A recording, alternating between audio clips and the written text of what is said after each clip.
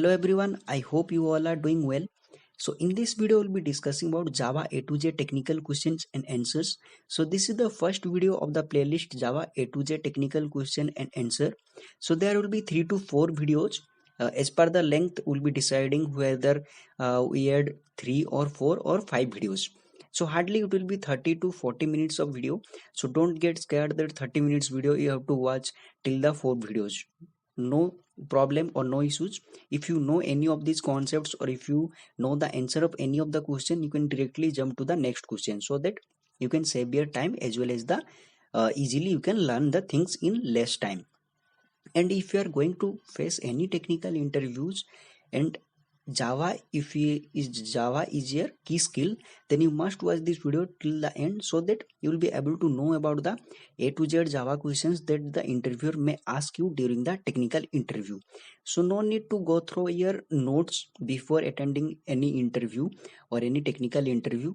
You can watch this playlist till the end. That means the this video as well as the other videos, and you can easily understand the concepts because here we are discussing the practical things as well as the theoretical things, so that the interviewer may not ask you anything outside of this video or outside of this syllabus.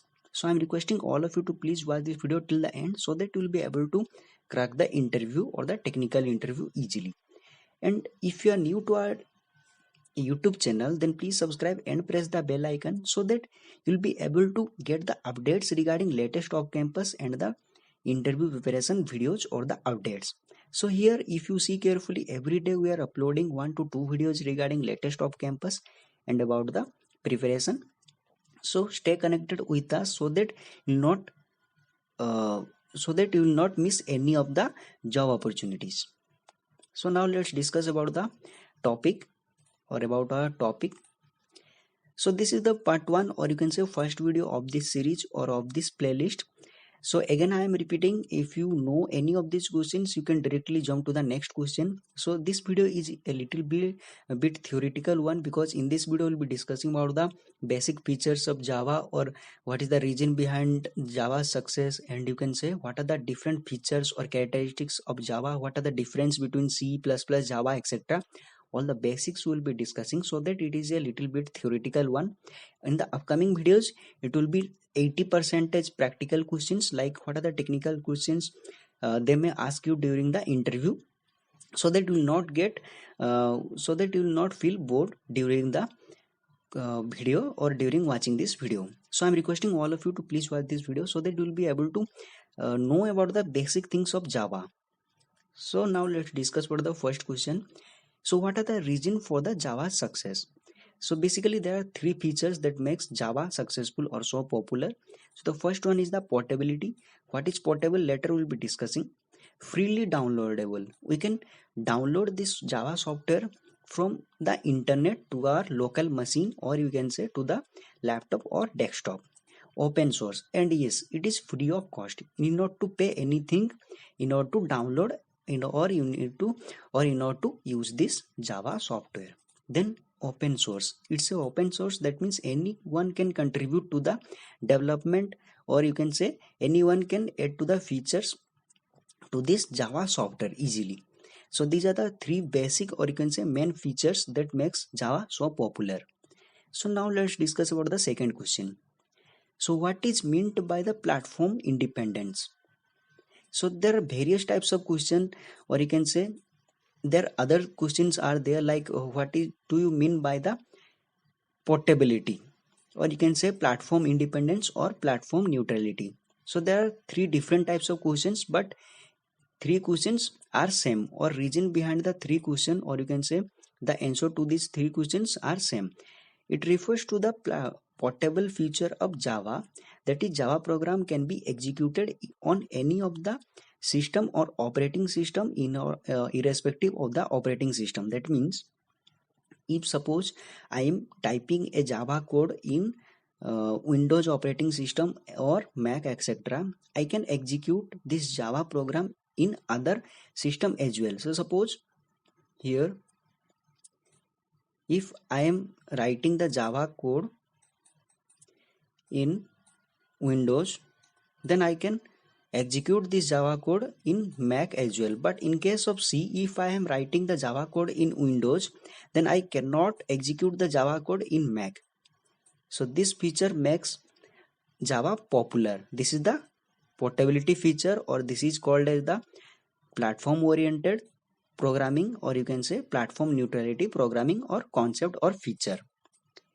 So three different concepts, one answer, or three different questions, one answer. So now let's jump to the third question. What is Aura? Write once run anywhere feature of Java. That means platform independence or portability. Same question, same answer. So now let's jump to the fourth question. What is JVM? JVM stands for Java Virtual Machine. It's a software that accepts the bytecode as the input and produces the machine level code as the output. So what do you mean by bytecode? Later we'll be discussing. For the timing, remember Java JVM converts the bytecode into the machine level languages. Like you can say it's a compiler thing. For the timing, remember later we'll be discussing what is bytecode and machine level code, etc. Is JVM platform dependent or independent, and why? Platform dependent because JVM is coded or written in the C language to increase the execution speed of the JVM. So later we'll be discussing why, if it is written in C, why it is platform dependent. So for the timing, remember, if a software, or you can say if a project is written in C, then it is platform dependent. If it is written in Java, then it is platform independent. Then what is intermediate code? Intermediate code is such a code which is neither a high level language or code, or nor the machine level code. That means it is between the high level language and the machine level language. It is intermediate one. It is also called as the bytecode. So previously, while discussing the JVM platform, or what is JVM, we are discussing JVM that converts the bytecode into the machine level code. So this is the bytecode, that means intermediate code. So what happens in C, you might if I don't know whether you know or not, in the C the compiler converts the high level language into the machine level language directly. But here in case of Java, first we will convert the high level language into the intermediate code or bytecode. Then we will be converting the bytecode into the machine level code. So it's a lengthy process one, or a step extra you need to follow in order to convert the high level language into the machine level language. First high level to bytecode or intermediate level, then intermediate to the machine level. So one extra process is there in order to convert the high level language into the low level language or the machine level language. So this is the function of JVM. So what is class file? Class file is a file which contains the bytecode or the intermediate level code. So this is the function of the class file.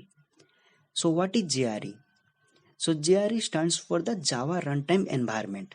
So it's a portion of the memory allocated on the RAM by the operating system or OS for the execution of our Java program. So whenever we are executing a Java program, our operating system will allocate some memory.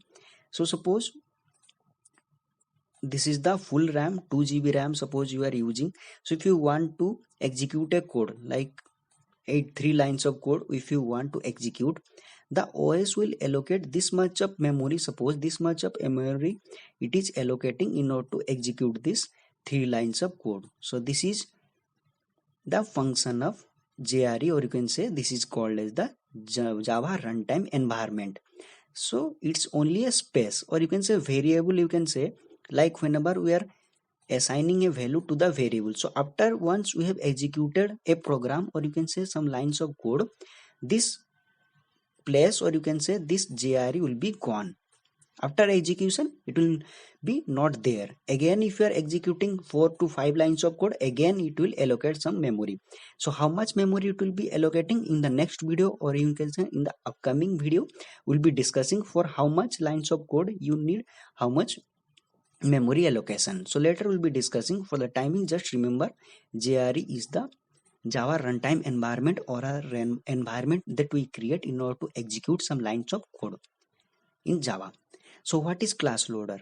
So class loader is the part of Java runtime environment or JRE that dynamically load the Java class into the Java virtual machine. This is the function of the class loader. So loading process it does. So it's a easy one. So now let's discuss the next question. What is the bytecode verifier? So bytecode verifier is the part of JRE Java runtime environment. It ensures the security of the system. Why it is necessary? We'll be discussing later. It verifies all the bytecodes before it gets executed. So what happens? We can send the high level language or high level code through the internet. But what happens while sending the high level language through the internet? So the hackers may hack the code and add some, you can say, the virus to the code, so that whenever we are executing we may lose the data, or you can say our system will get crashed or cracked. So at that moment what happens?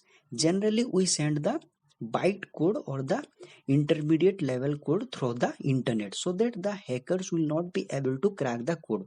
For some cases, if they are able to crack that one or able to add some virus into that code, then what will happen? The Java code verifier will verify the byte code individually. Suppose 4 to 5 lines of byte codes are there.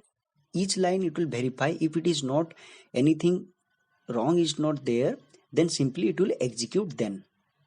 So this is the function of bytecode verifier. It will simply verify the code whether it is correct or not, or if there is anything wrong in that, it will simply ignore that, or you can say reject that. What is the difference between the compiler or interpreter? So as we all know, compiler will compile at a time. All the statements present in the program are compiled, but in case of interpreter, one by one it will happen. All the statements in the program are loaded onto the RAM, but in the interpreter case, one by one or the current interpreter statement will be loaded into the RAM. After that again the next statement will enter to the RAM. Then program execution is first as compared to the interpreter in case of compiler, but in case of interpreter the execution is little bit slow as compared to the compiler. Obviously it will happen because one by one it is interpreting. That means after interpreting one statement, then only it will jump to the next statement. But in case of compiler, at a time it is compiling all the statements. So in case of, suppose we are executing, or you can say interpreting 500 lines of code, at that moment one by one if it goes, then definitely it will take more time. But in case of compiler, at a time it will be compiling 500 lines of code, so it easily it can compile and can save our time. So now let's discuss about the next question. What is JDK? So JDK stands for the Java Development Kit. So simply it is a kit. It contains all the required software such as Java compiler, class loader, bytecode verifier, Java class libraries, Java interpreter, just-in-time compiler or the JIT compiler, runtime system for the development of the Java project. So later we'll be discussing these things, or what are these things, in the next upcoming questions we'll be discussing. For the timing, remember all these things are there inside the JDK. It's a complete package. So whenever we are downloading the Java software from the internet, we'll be downloading JDK only. It contains everything, so that whenever we are typing a code in our execution part, you can easily compile that one and can use the Java project. So this is the complete package. So what are the disadvantages of Java? So execution, maximum or the most of the times the technical recruiter asks what are the disadvantages of Java, because everyone knows what are the plus point, or you can say advantages of Java, like it's object oriented, or you can say portability, etc. Everyone knows, but most of the candidates might not be knowing what are the disadvantages of Java. So they try to check whether you know the basics of Java or not. So the execution of Java programming is relatively slow when compared to the C or C++, because in Java high level code would be converted into the bytecode first, then only it will be converted from bytecode to the machine level code. So one extra step is added. So as we discussed earlier, but in case of C or the C++ language, you can directly convert the high level language into the machine level language. But here one extra step is needed to be followed whenever we are converting the high level to the low level. So that's why a little bit extra time is required. But if suppose if we are writing 5 to 6 lines of code and executing in C and Java, we cannot check how much time it is taking or how much extra time it is taking or Java is taking. If you are executing 10,000 or 1,000 lines of code, then only will be able to see a micro, or you can say seconds or 2-3 seconds of difference in execution, not more than that. So this is the disadvantage, or you can say the bad feature of Java. So now let's move to the second question. What is the object file? How is the object file different from the class file? Object file contains the code in machine level, whereas the class file contains the code in the intermediate level, that is bytecode. Object file is machine dependent, whereas the class file is the machine independent. So why is like that? So the class file is incomplete. It is only written in the bytecode, but the object file is the contains the machine level language. So that's why it's a object file is the platform independent, and the machine, whereas the object file contains the code in the machine level, whereas the class file contains the code in the intermediate level. So it's the machine dependent. So now let's move to the next question. Is class file platform dependent? No, because each class file, as we discussed earlier, class file contains the bytecode. So that's why it is not platform oriented, or you can say platform independent. It is platform dependent.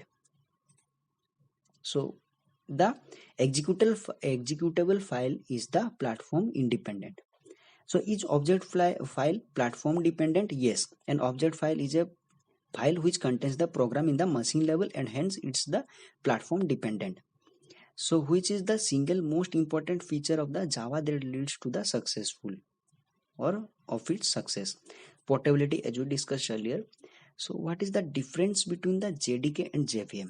So simple difference is JVM comes under the JDK. It's a total kit, as we discussed earlier. But JVM, as we discussed earlier, JVM just converts the bytecode into the machine level code or the low level code as the output. So what is the pointer, and does Java support the pointer? Most of the candidates maximum type say that yeah, Java supports the pointer concept. No, Java does not support the pointer concept, but Java can in Java we can create the reference to an object. So later we'll be discussing what is the reference concept, or you can say reference feature in Java. So for the timing, just remember Java. In case of Java, the pointer concept or the pointer feature is not there, but we can create a reference of an object, or you can say indirectly we can use the pointer concept, or we can indirectly can access the pointer feature. So what is the object file?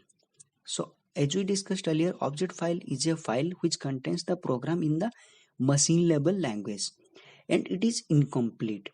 So you might be thinking why it is incomplete? Because it is there in machine level language, we can execute it, we can run it, we can fetch the output. No, it is incomplete because the library files are not there so that we can execute it. What is library file? Later we'll be discussing. So for the timing, just remember object files are not complete. So the interviewer make you confused because the object file is there in the machine level code. So why cannot we execute it? We cannot execute it because the library files are not there. So it is incomplete. So you might be thinking that it's a very theoretical video, but no worries. In the next video, we'll be discussing about the practical parts, but these are the basic or the fundamental things. You need to understand all these things, what is object file, etc. So later whenever you are doing in a company or you can say in a project, you need to deal with all these things. So these are the terms or the basic terms. So what is an executable file? A executable file is a file which contains the program in the machine level code as well as the library files are there. It complete because the linking has been performed, hence it is can be executed and it is complete. So is an object file executable? No. As we discussed earlier, we cannot execute it because the library files are not there in the object file. So what is a linkage editor? So it's a software which links the object file with the required library files and produce an executable file. So this is the function of linkage editor and it makes the file executable one. So what is linking editor or linking loader? It is a software which performs the linking of the object file with the required library file to produce the executable file and also loads it onto the RAM. But the linkage editor will not load the executable file into the RAM. It will simply add the object file. So suppose this is the object file and this is the library file. So what will happen? The linkage editor will simply, this is the executable file. So what will happen? The linkage editor will simply add this, both the things, object file and the library file it will add, but it will not load the executable file into the RAM. So after we load the executable file into the RAM, then only, so this is suppose RAM. So if we are not loading the executable file into the RAM, then we cannot execute the executable file. In order to run the program or query, you need to load the things into the RAM. Then only we will be able to execute it. So, but in case of linking loader, it will add both the things and load this thing or executable file into the RAM. So in case of linkage editor, we need to, it will linkage all these things, then loader will load this thing. But linking loader, it will load, add these things and load into the RAM. So this is the feature of linking loader or functionality of the linkage loader. So what are the library files? So library files are the files which are created on the hard disk during the installation of the programming language, and it would contain the bodies to inbuilt functions present in the machine level language. So you might have seen or not, I don't know, whenever we are downloading and installing a software in our laptop, especially in the C file or C folder in the programming file, you might have seen that most of the files are like blank or written in 01 in some the bytecode or machine level language. So these are the library files. It is the inbuilt functions present in the file, or you can say present in our local machine in the machine level language. So we cannot understand all these things because it is written in the bytecode only. So these are the essential files. So if might have seen, whenever we are deleting these files, it asks the permission, like if you want to delete or not, administration access it wants whenever we are deleting these files. So these are the library files, and these are the essential files. Without the library file, we cannot execute the things, because library file makes our function easy, or you can say makes our work easy by adding the inbuilt functions. So later we'll be discussing what are the functions, methods, etc. So this is all about the first video, all the basic things we have discussed here. So in the next video we'll be discussing about the other things like data types and the strings, array concepts and the features, and the some of the technical practical questions we'll be discussing. Then OOPS concept, inheritance, and we'll be discussing interface conversion, etc. We'll be discussing. So part by part we'll be discussing. So please stay tuned for the next video, and you can comment your doubts, or you can say suggestions, advice, etc. in the comment section below, so that we'll be able to help you, or we can clear your doubts. So thank you for watching and all the best for your job.